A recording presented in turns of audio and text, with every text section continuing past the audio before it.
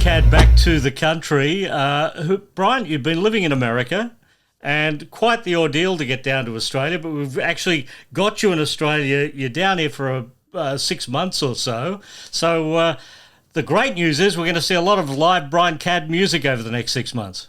Yeah, and that was actually the impetus. And it just got to the point where I just decided if I was going to be able to get on a plane, then I would. And it took me a while to get on one that wasn't cancelled, but eventually I did get on one that wasn't cancelled. And it was pretty trippy going through the airports. I was double masked, and I even had one of those shield things, like a Martian, and went through New York airport, was, you can imagine, and then San Francisco, which was just as bad. And then I arrived in Sydney, and the lovely policeman just put me on a bus and took me to a hotel, and there I was for 2 weeks. Well, knowing you as I have after all these years, I'm guessing this wouldn't be the first time you've been escorted off a plane by a policeman. No, it's the friendliest, though. These were the nicest policemen I've ever been escorted off. Well, like I say, there's going to be live music. The last time we heard new music from you was in 2019 with the Silver City album, and there was quite a bit of that album that we did get to hear performed live over those couple of years. I want to run over a couple of set lists with you from a couple of those last shows that I saw. Firstly, dating back to the February 15, 2019 show, so we can sort of get an idea of what we might be hearing live from Brian Cadd in 2021. 2019, that first one, February, with Russell, was really, the Brian Cadd songbook in there. You were opening that show, or particularly that first show that I saw with you, with your old Axiom hit, My Baby's Gone. That's actually a great opener. I mean, everyone gets to sing and play in that. And for the first song, it's always good if that happens. It's a lovely old song to do. It just brings back the memories. And Russell likes it, which is really good. And he gets to play his guitar bits and everything. So that was a good opening number. There's a few new bits. We're always going to play the songbook, aren't we? We're going to play the Ginger Mans and Let Goes and the Magics and all those. And he's always going to play Sweet, Sweet Love and Real Thing and all that. So we already know going into a set list that we've got at least 8 or 9 songs that we're going to have to do, not have to do, but that we're going to do. So the fun bits then are putting the other bits in that we want to do amongst all that. And so we've got a couple of new things that'll be a surprise, and we might leave them as a surprise. But it does include one brand new song that's the first song on my new EP, which would be out a bit later this year. And it's my COVID song. Everyone has to have a COVID song. And I wrote one. It's positive. It's sort of positive in a negative way. But it's a fun thing to do. So we're going to include that. That'll be in. Apart from that, I'm not telling you. I'm not allowed to. He won't let me.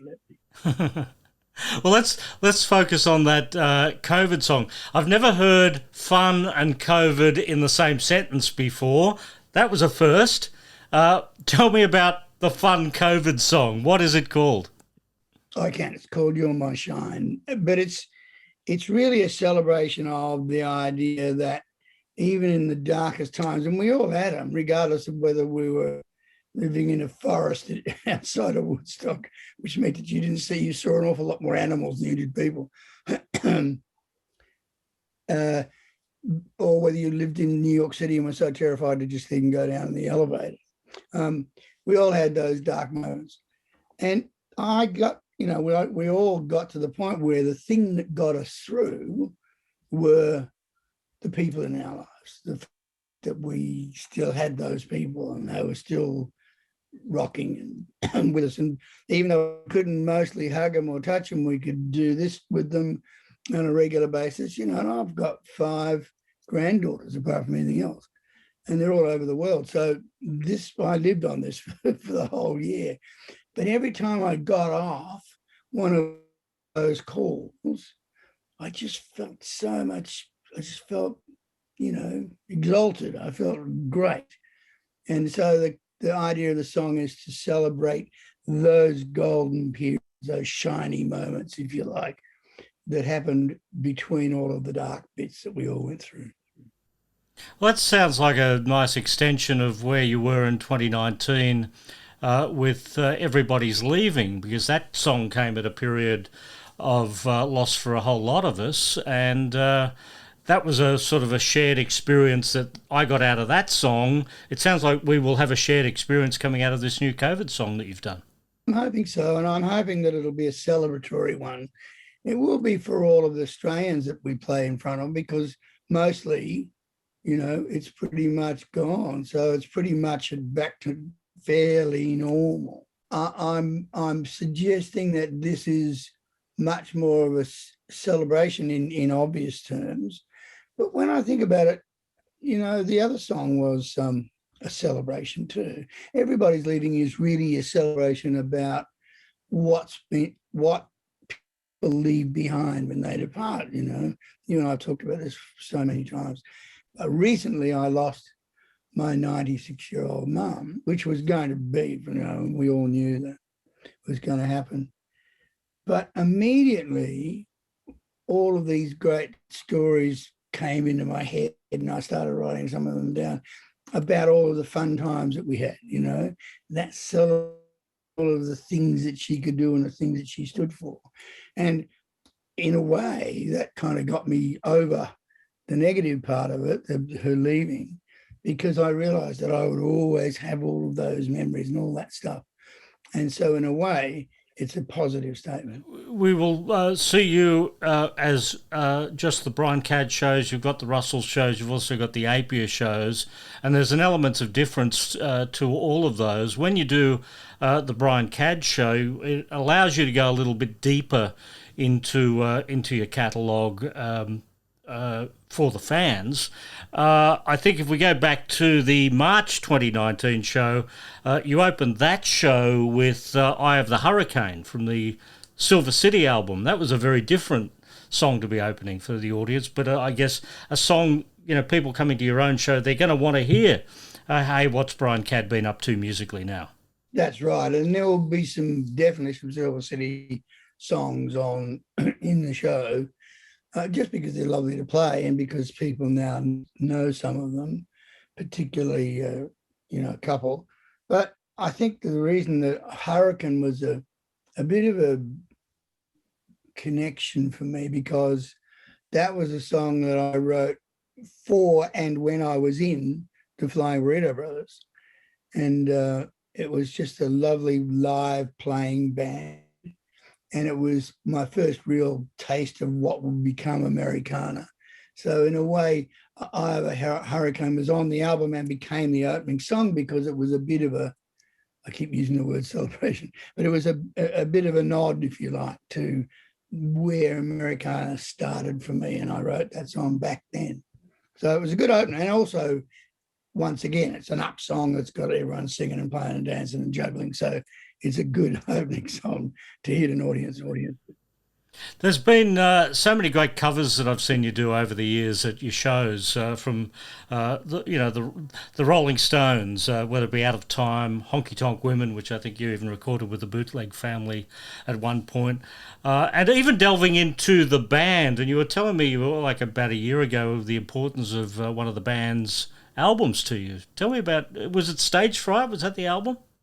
Or Music from Big Pink? Music from Big Pink was the favourite Brian Cadd album, wasn't it? It's really mostly because of the extraordinary experience excuse me, Ronnie Charles and I had in London. We were with the Easy Beats in their flat in Earl's Court, which I can't describe, but it was fantastic. And they had a night off. So when they had a night off, they used to bring their PA in, the sound system in, and set it up in the living room. There's a living room of an apartment with a full sound system. And it was just like the neighbours must have been deaf or fans or something. Anyway, it was about 3:00 in the morning and we were all extraordinarily untidy. And there was a knock on the door and one of them opened it and there was one of the roadies for Cream, the Clapton band, Cream. and they just returned from America, and he was waving this 6-inch, this quarter-inch tape, saying, "You've got to listen to this. This is it. This is it. Music will never be the same again." And he put it on. It was only the first side. He only had 5 songs or something, or 6 songs. And we sat there, and I think Ronnie and I left about 9 o'clock in the morning. We just played that tape over and over. And, you know, it changed my life forever. There was all the time up until that moment, and then all the time after that moment. And I think it affected me enormously as a writer. It gave me the freedom to think about writing stories as stories, not just simply, although it's very hard to just write an "I love you and you love me" song. That's not that easy to do if it's good. But it gave me a chance to write about other people. I could make up scenarios, you know, just like the band did. They had all these characters, all seemed to come from the Civil War, you know, and it was one of those things back in the day when all the lights were out and candles were burning and the incense and whatever else was burning in the Easy Beats apartment. You actually saw, you know, you saw the Confederate soldiers and you saw the sharecroppers, and the pictures were so extraordinary. Anyway, that affected me like that. Mm. Well, one of the shows that you do have coming up was in the same room that I saw you in a couple of years ago, what was then called the Spotted Mallard, which is now called the Brunswick Ballroom, and it's quite a room in Melbourne. That must be one that you're looking forward to. Yeah, that was so good last time.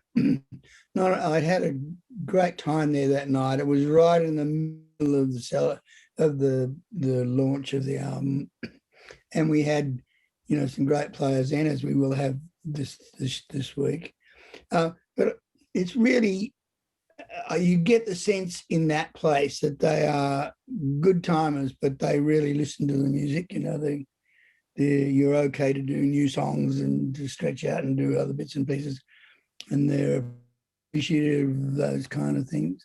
And I don't mean that disrespectfully to the other kinds of venues, but there's a lot of venues where, you know, you really play the hits and a couple of new bits, you know.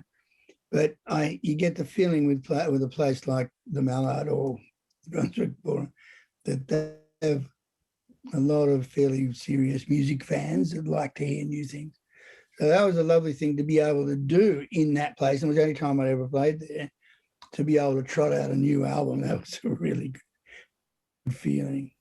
Well, it's going to be good to see you performing live again at numerous shows around Melbourne. And, you know, if people want to check briancadd.com, they can see all the various shows right around the country over the next 6 months, including the Russell Morris shows and the APIA shows. So, Brian, great to see you. Great to see you looking so well. You too, my boy. It's just, you know that old adage, it's nice to be here. In fact, it's nice to be anywhere. It's never been more appropriate, I think, than this last year. So I am very happy to be here, very happy to see your smiling face, and ever so excited to be seeing audiences this weekend. It'd be fantastic.